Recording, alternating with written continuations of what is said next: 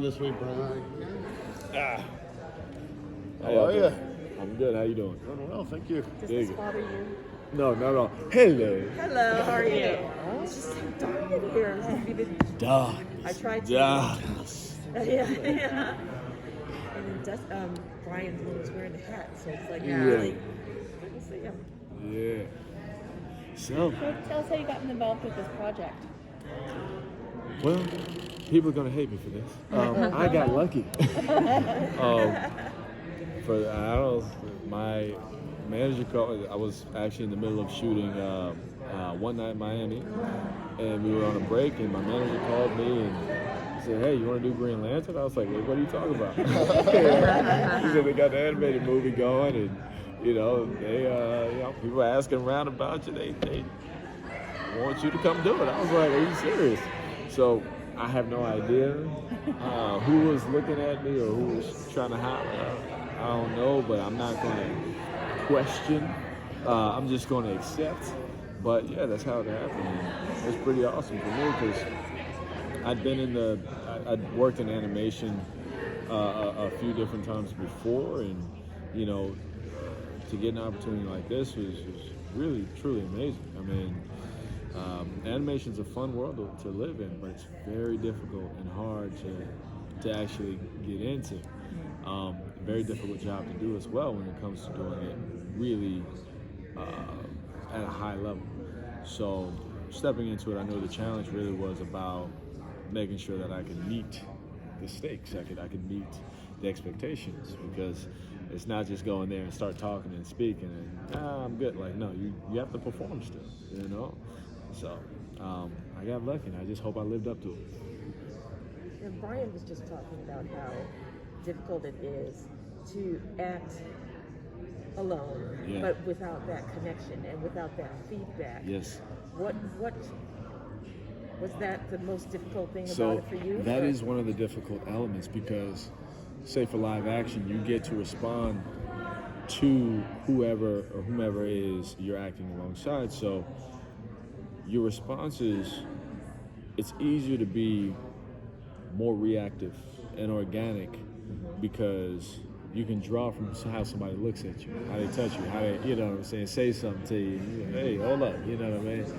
With this, you have to imagine the stakes, and especially when you're sitting there, okay, there's a big battle, you're in a ship, this just blew up, boom, boom, boom, and you're like, all right, cool, so where would he be at in this space? And you get to create it, so the responsibility is on you to really, and granted, Jeff, we had a fantastic director. He knocked it out of the park.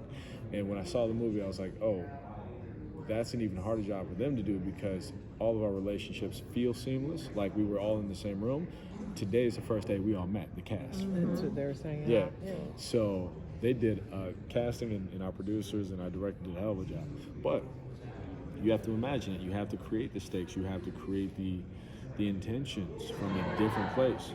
And your imagination really does have to stretch. I implore anyone who does animation not only to watch, but to really be a fan of animation, because when you study and you hear the inflection in people's voices, you see how well they do it, and then you try to emulate it, and you realize it ain't so easy. You're like, oh, these people go to work.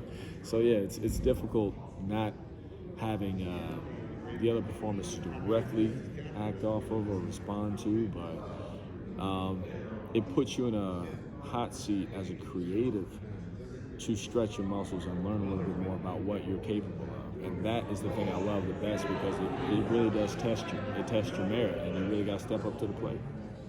How important was it to bring the PTSD part of his character to life? Well, for me, both my parents are former Marines, and I was actually born on base, Camp Lejeune. And I grew up around servicemen and women. I understand that well. I grew up in a neighborhood with a brother who suffered from PTSD. And as a kid, you don't really understand the thing, It's like, something's off about that brother. But then as you become an adult, you realize what it is. So for me, the fact that we even get to have this conversation, shout out to the writers for that. The fact that we get to have the conversation and really touch on it, especially in the animated space, is amazing. I do hope that I did it justice, but with him, it becomes a personal thing. It's like he has this PTSD, but how does he manage, how does he cope with that? Because there are so many subtle triggers that people who actually experience that go through, and they can't build a defense against it because they never know what is going to trigger them at any particular moment, right? It could be somebody knocking on the door, they don't expect it, and they feel like, oh, I'm back in the battlefield, that was a bomb, that was a bullet. So they find different decisive methods decisive methods that become healing, like OCD, like, different things, to create a safe space. And for me, the importance of it, however we approached it, is the fact that we did approach it in order to open up a conversation for people to realize that it's actually much more important than maybe some people give attention to. And I do hope that we represented it well so that people can understand that there's a real big need, a serious and sort of immediate need to galvanize around people who actually go through this, because it's much more common than we think. It's much more common than people understand. We could be giving a lot more government dollars to it. Because, I mean, look, I don't want to go on. Like I said, both of my parents are veterans. One of my biggest issues is the fact that I feel like go to the battlefield, they come home, they're not taken care of, they're not prioritized the way they need to be. I have a real problem with it.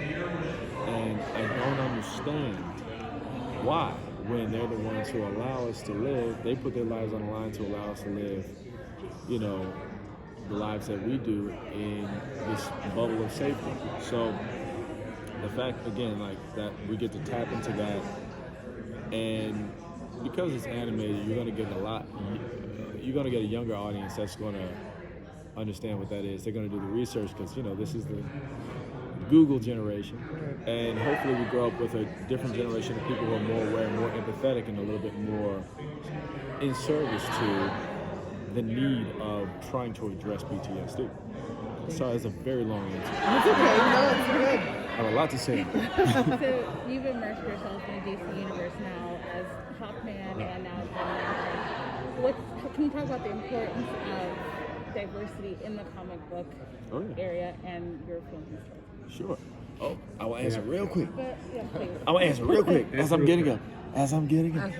It is terribly important because representation is huge. For people who always have had representation, they don't understand sometimes the value of it. They sometimes take it for granted because they've never needed it. For those of us who grow up and we see it, we're clamoring for it, we're hungry for it, almost desperate for it. And when we get to see it, we get to have it in the right ways, in the proper ways. For little black and brown boys and girls to grow up and see, oh, that's a toy that looks like me, that's a comic book character that looks like me. You can connect to superheroes all day, but when you see one that looks like you, it allows you to believe in something beyond the imaginative. It allows you to actually believe in the potential of yourself to say, I can be that one day.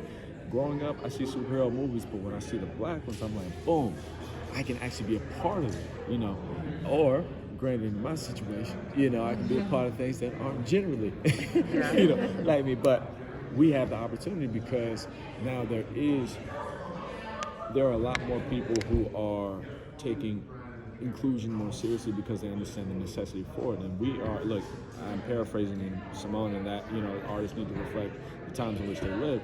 If we're trying to reflect the truth, we got to reflect the nature of how we look and how we live in this country and in this world all over. There are so many voices that need to be represented. So representation is imperative when it comes to the value and the quality and the sustenance of what we do as artists. We have a responsibility. That's it. Great. All right. Thank you so